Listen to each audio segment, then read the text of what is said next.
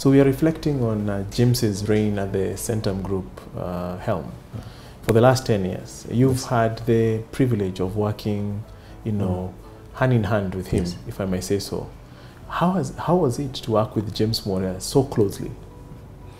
I think using the word interesting might not give it justice. I think it has many elements, but I can pick out what I have learned from that experience.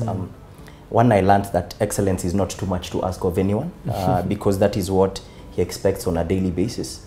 Therefore, if you are doing any role, any job, I believe excellence is not too much to ask of you. Whether you are the street sweeper, whether you are the tea lady, whether you are the driver, whether you are an analyst, excellence is not too much to ask from you. That's what I learned, number one, from him. Two, I also learned you must be a dreamer. You must really, even as a person, you must have a vision for yourself. And it's not only enough to dream, you must then have very actionable steps that get you to where it is you want to be. So it's not just about having good intentions and saying, I wish or I want. It's about doing these things.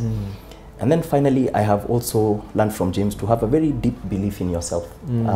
First and foremost, I think it's important to know your limitations, but more importantly, to know your strengths and how those work in your favor. Those are the three main points I learned from working with James and things that I apply in my day-to-day. Yes. So, excellence? There is excellence. Two, you must always believe in your own abilities and know your own limitations. And then finally, it's important to dream. You must be your own dreamer. It must start from you. And that dream must be followed by actionable steps that get you where you want to be. Yes.